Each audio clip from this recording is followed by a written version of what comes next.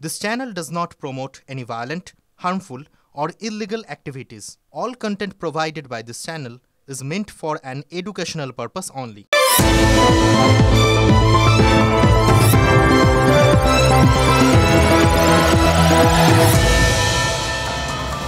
कर्मण्ये बाधिकारस्ते मा फलेषु कदाचन চেনা কথা কিন্তু খুব কাজের কথা কাজ করে যাও ফলের আশা করো না কাজে তোমার অধিকার সেটা তো ওই কাজে ফলে নয় কে দিয়েছিলেন না এই উপদেশটা দিয়েছিলেন শ্রীকৃষ্ণ অর্জুনকে গীতায় আছে এই উপদেশটা যখন দিয়েছিলেন তখন অবশ্য উপলক্ষটা একটু অন্যরকম ছিল ওই অর্জুন যখন কুরুক্ষেত্রের যুদ্ধে আত্মীয় স্বজনদের বিরুদ্ধে অস্ত্র ধারণে রাজি হচ্ছিলেন না এসব সামনে যারা রয়েছেন সবাই আত্মীয় স্বজন তাদের মারবেন শ্রীকৃষ্ণ তখন তাকে বুঝিয়েছিলেন ধর্মযুদ্ধ করাটা ক্ষত্রিয়ের কর্তব্য সুতরাং অর্জুন ধর্মযুদ্ধ করুক কে বাঁচবে কে মরবে সব পূর্ব নির্ধারিত সিরিয়াসলি সব পূর্ব নির্ধারিত ডেস্টিনি অথবা কর্মা বাজেট শুনতে শুনতে আজ মহাভারতের সেই দৃশ্যগুলো বিশেষ করে চোখের সামনে পরপর দেখতে পাচ্ছিলাম আর নিজেদের কীরকম যেন এই অর্জুনের জায়গায় মনে হচ্ছিল জানেন তো পাশে শ্রীকৃষ্ণ বোমা মামলায় আসামি অরবিন্দ ঘোষের নাকি জেলের মধ্যে কৃষ্ণ দর্শন হয়েছিল আমরাও পাশেই বললাম না শ্রীকৃষ্ণ তাকে আজকে লোকসভায় দেখলাম লোকসভার মধ্যে শ্রীকৃষ্ণ বিশ্বাস করুন কে যে কখন কোন রূপে দেবতারা দেখা দেন সেটা তো বলা যায় না আজ সেটাই দেখলাম একদম চাক্ষুষ করলাম আজ 23শে জুলাই কেন্দ্রীয় অর্থমন্ত্রী নির্মলা সীতারামনকে দেখলাম সাক্ষাৎ কৃষ্ণের অবতার মহাভারতের ওই কুরুক্ষেত্র যুদ্ধের ম্যান অফ দ্য সিরিজ ছিলেন অর্জুন গত অর্থবর্ষে দেশের ম্যান অফ দ্য সিরিজ আমরা মধ্যবিত্ত সমাজ এবার দাপর যুগে শ্রীকৃষ্ণ উপদেশ দিয়েছিলেন অর্জুনকে আর কলিযুগে নির্মলা সীতারামন উপদেশ দিলেন আমাদের মধ্যবিত্ত সমাজকে কি সেই মহান উপদেশ ওই বললাম শুরুতে বলে নিয়েছি ভাষা সময় সব হয়তো আলাদা বিষয়বস্তু এক্স্যাক্টলি সেম টু সেম মা ফলেষু কদাচন তোমরা কাজ করে যাও কর গুণে যাও কিন্তু তোমার প্রাপ্তি মা ফলেষু কদাচন ফলের আশা করো না দেখুন পুরনো কর কাঠামো একরকম থাকবে নতুন কর কাঠামোয় স্ট্যান্ডার্ড ডিডাকশান সামান্য বাড়িয়ে দেওয়া হবে কিন্তু তাতে কোনো চাকরিজীবীর সর্বাধিক সাশ্রয় কত হবে গোটা বছরে 17,500 টাকা ম্যাক্সিমাম ওর বেশি না টি-20 বিশ্বকাপ জেতায় ভারতীয় ক্রিকেট দলকে 125 কোটি টাকা পুরস্কার দিয়েছে board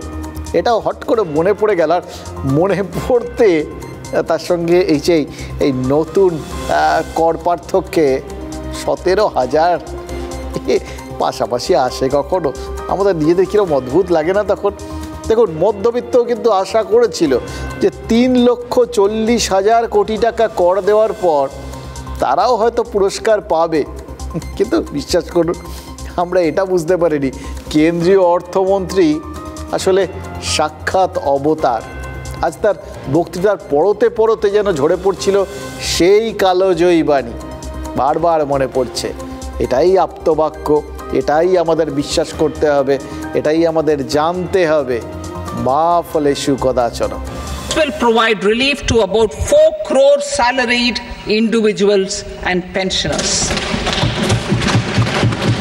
As a result of these changes, a salaried employee in the new tax regime stands to save up to 17,500 rupees in income tax. इस बजट में भी इनकम टैक्स में कटौती और स्टैंडर्ड डिडक्शन में भी वृद्धि का फैसला लिया गया है टीडीएस के नियमों को भी सरल किया गया है इन कदमों से हर टैक्स पेयर को अतिरिक्त बचत होने वाली है मैक्सिमाम तो मानुष 3 लाख বা 6 লাখ সিটিতে রোজগারেই কাজ করে তাদের জন্য খুব একটা বেশি কিছু হয় ট্যাক্সের জন্য স্ল্যাব অনুযায়ী দেখাচ্ছে যে 97% আগে ট্যাক্স ছিল, সেটাকে ওটা ডিক্রিজ করে 42% করেছে, কিন্তু লং টার্ম ক্যাপিটাল গেনে বাড়িয়ে দিয়েছে। মধ্যবিত্তরা কোথায় যাবে? প্রশ্ন আমার এখানে, যে মধ্যবিত্তরা যারা 5 লাখ টাকা রোজগার করে ওদের তো ট্যাক্স লাগছে না, কিন্তু যারা একটু নিজের লাইফটাকে ইনক্রিজ করতে চায়, এনহ্যান্স করতে চায়, ওদের তো কোনো ফেসিলিটি নেই। মোবাইলের দাম কিছু কমেছে, সোনার দাম কমেছে, ওটা দিয়ে তো আর সংসার চলবে না।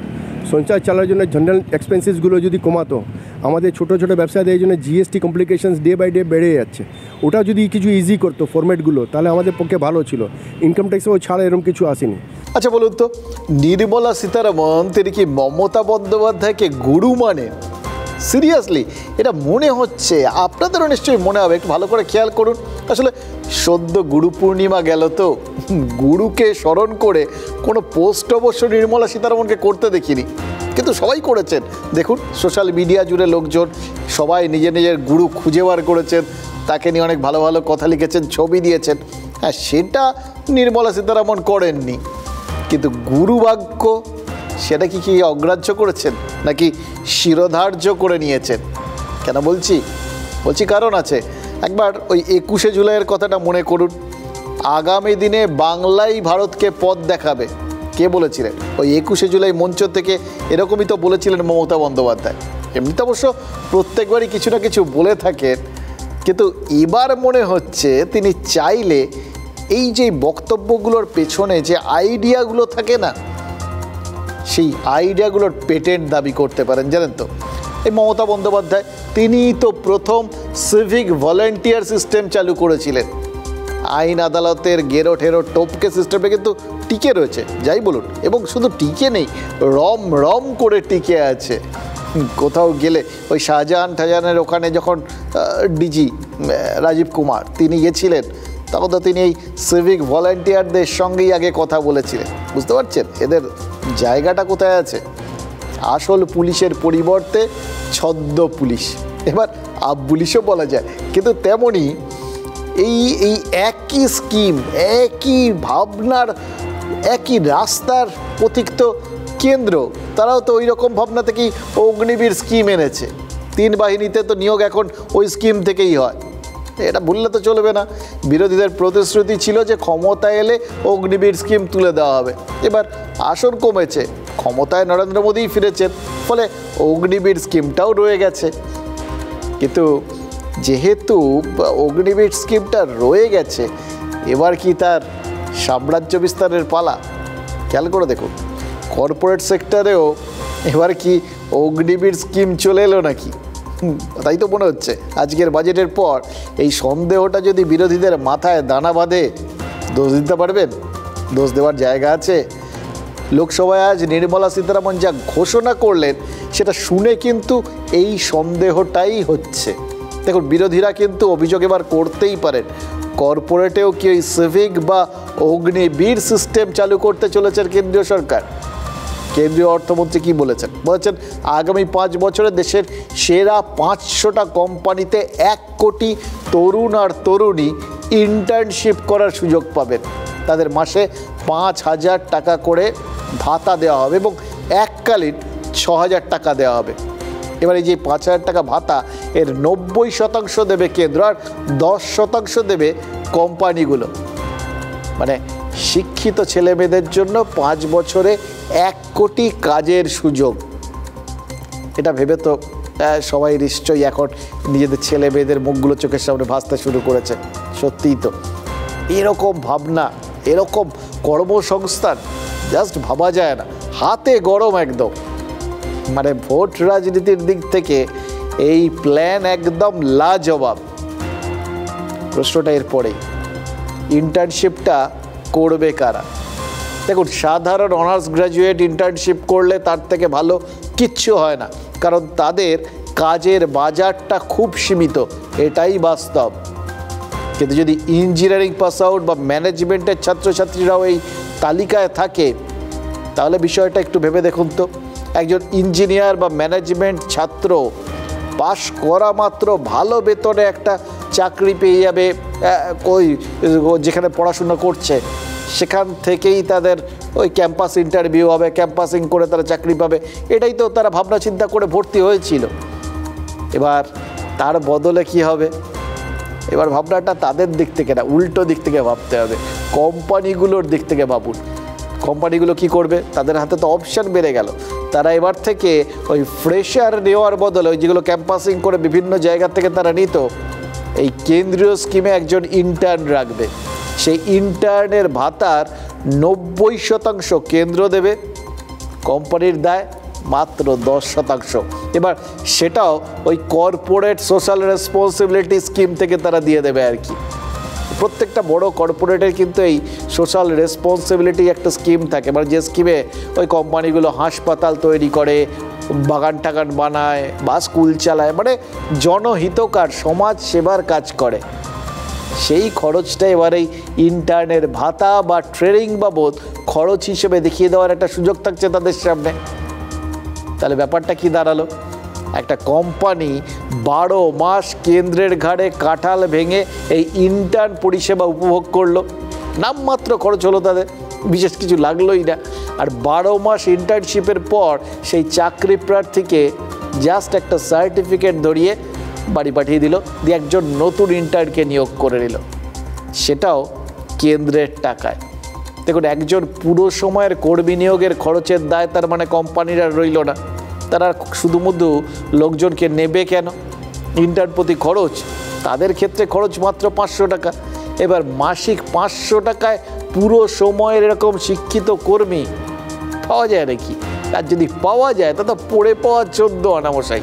তাহলে বছরে এই 500 টাকা করে বছরে খরচ তাদের মাত্র 6000 টাকা। খরচ যদি এভাবে কমে, ভাবতে পারছেন 6000 টাকা বছরে খরচ করে একজন শিক্ষিত কর্মী পেয়ে যাওয়া যাচ্ছে, এবং এটা চলতে থাকবে।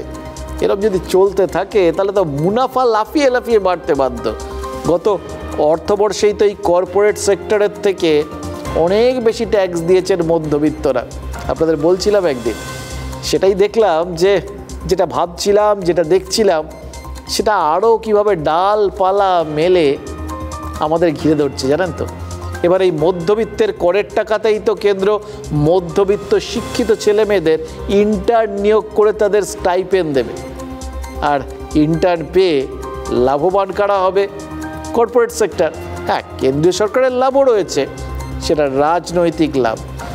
মাসে 4500 টাকার এককালীন 6000 টাকা, মানে বছরে এক ইন্টার্ন পিছু খরচ 60,000 টাকা। 5 বছরে 1 কোটি ইন্টার্ন মানে 60,000 কোটি টাকা খরচ, মানে বছরে 12,000 কোটি টাকা। সহজ সরল হিসেব, 12,000 কোটি টাকা। এর থেকে বেশি খরচ তো লক্ষ্মীর ভাণ্ডার দিতে তৃণমূল সরকারের খরচ হয়। হ্যাঁ, মমতা বন্দ্যোপাধ্যায় তো 21শে জুলাই এই হিসেব দিয়েছেন মশাই। লক্ষ্মীর ভাণ্ডার দিতে 40,000 কোটি টাকা এর মধ্যে খরচ হয়ে গেছে, সেখানে 12,000 কোটি টাকা। আর কেন্দ্রের প্রকল্পটা দেখুন, করদাতার টাকায় করদাতার ছেলে মেয়ের ইন্টার্নশিপ, কত সুলভ, কিন্তু কত সুন্দরভাবে লোকের বাড়িতে কিছু সময়ের জন্য হলেও হয়তো, চারপাশে তো বেকারি প্রচুর, তার মাঝখানে একটা বছর সাকার থাকার এই যে একটা অভিজ্ঞতা, এটাই কম নাকি? Internship opportunities in 500 top companies to 1 crore youth in 5 years. They will gain exposure for 12 months to real-life business environment, varied professions and employment opportunities. An internship allowance of 5,000 per month, 5,000 rupees per month. Companies will be expected to bear the training cost and 10% of their internship cost from their CSR funds. इस budget में सरकार ने employment linked incentive scheme की घोषणा की है। इससे देश में करोड़ों करोड़ों नए रोजगार बनेंगे।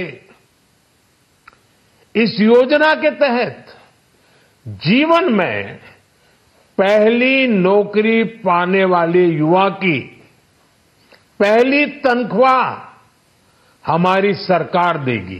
अब इससे थोड़ी नौकरियां बढ़ेगी, एम्प्लॉयर को आप सब्सिडाइज कर रहे हो, यानी उसके मुनाफे बढ़ेंगे। अरे नौकरियां बढ़ाना है तो इकोनॉमिक एक्टिविटी को बढ़ाना पड़ेगा ना। 10 साल में जो इतनी बेरोजगारी बढ़ गई उसको कैसे कम करें, और वो भी आधी अधूरी नौकरी से। आप 2 साल की, 1 साल की या कुछ ट्रेनिंग करा करके नौकरी या रोजगार का सपना दिखा रहे हैं। देश का नौजवान अपना भविष्य बनाने के लिए पक्की नौकरी चाहता है, और फिर जो आधी अधूरी नौकरी है क्या उसमें आरक्षण होगा?